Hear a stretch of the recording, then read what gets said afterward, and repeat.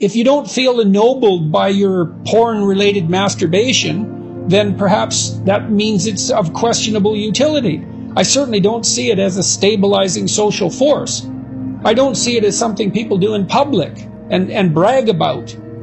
I think people shouldn't lie, especially to themselves.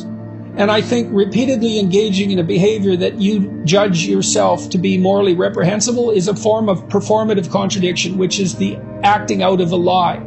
And I suspect you know that, or you wouldn't be asking the question. And so, what should you do with pornography? Well, you know the answer to that, and so does everybody else.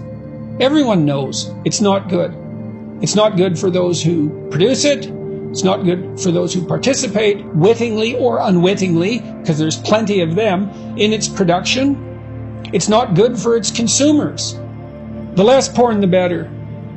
That's my advice. But let's make that more specific. To the degree that use of porn and masturbation is undermining your sense of yourself and providing you with a dearth of motivational reasons to get out there and engage with a real partner, then it's definitely not in your best interest, and that's what your conscience is telling you.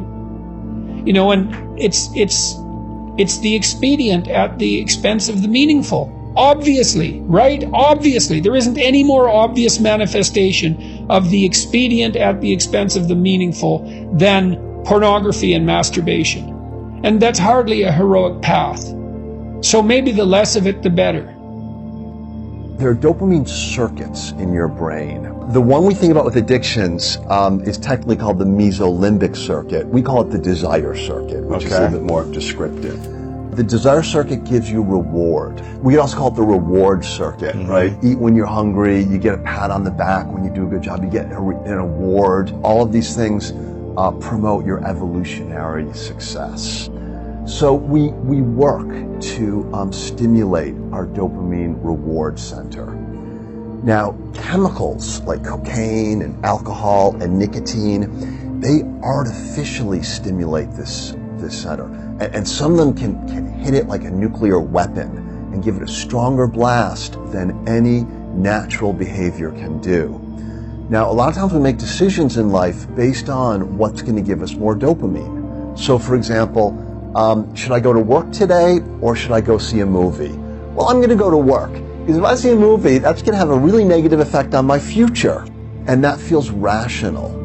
Now, when drugs start giving these chemical blasts of dopamine to the limbic system, it starts to feel rational to do drugs instead of other things. And so when you see some poor guy out on the street and he's lost his job, his house, his family, his health, for his drug, you say, my God, what on earth is making him do that? That's crazy.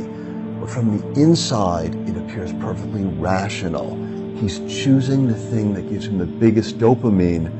And in the absence of drugs, that's a strategy that usually works. Every morning, you go to the bakery and you get a cup of coffee and a croissant, okay? And that's your habit. In the beginning, it gave you dopamine, right? Because it was new. But only novelty can give you dopamine. After a while, it becomes the same old, same old. All right, so you're standing in line for your croissant and your coffee. Suddenly your phone rings, and someone's like, drop whatever you're doing and get over here right now. And you get no croissant and coffee that day. In the brain, dopamine is shutting down, and it's making you feel resentful and deprived. That's how it feels to have a dopamine deficiency. You feel resentful and deprived. Happy can mean different things.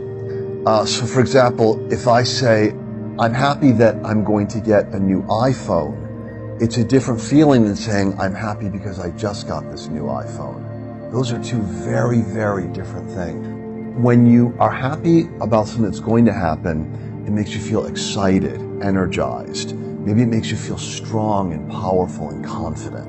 When you're happy because you have something, it makes you feel satisfied and fulfilled.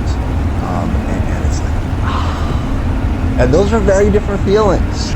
Some people like one more than the other, others like the other. It's one thing to choose dopamine instead of here and now because it gives you pleasure. That's a choice. But it can very easily get to the point where you're no longer in control, you're no longer making choices. Dopamine is controlling you. And a good example of that is doom scrolling, right? You're going through your social media, you're bored, you're maybe even unhappy, but you can't stop scrolling. Because what dopamine is saying is one more scroll and there might be something that will change your future, and you can't miss that. And so that's an example. Another example is compulsive eating, for example, right? We're no longer enjoying that third donut, but something is making us eat it. Dopamine has a message. It's telling your brain. So if you're out searching for food and you're a hunter-gatherer and you go to a tree and you eat some of the apples, and my goodness, that's really good. Well, dopamine is squirting and it's helping you remember. It's helping you remember where that tree was so you can go back to get it again. Well, dopamine says this activity is really good, remember it, and please do it again because it's necessary for your survival. Dopamine is for remembering and repeating behavior. It's not about pleasure.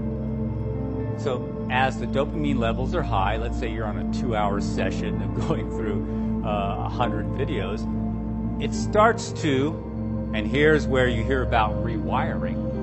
It actually rewires, makes connections, and connects all the events associated with your addiction, whether it's cocaine, whether it's watching porn, and then it creates a pathway. It creates a very powerful pathway that can blast the reward center with high levels of activation, making cravings. So that any type of cue, turning on your computer, pop-ups, name of your porn site, actually activates the brain and releases sometimes higher dopamine than the addiction itself. Get that.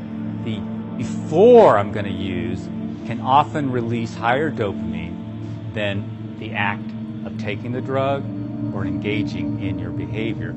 So that's overwhelming to the system, and it's hard to ignore, and your primitive brain thinks you're doing something to keep yourself alive, necessary for survival. It feels like that. And of course the analogy that's often used is creating these pathways. You know, you go through a field, and if you take it 5 times, you eventually create a pathway of least resistance. And now you have a preferred pathway with porn for sexual arousal, escape, relief, whatever you want to name it. And this is the core addiction change. This is where everything starts with addiction.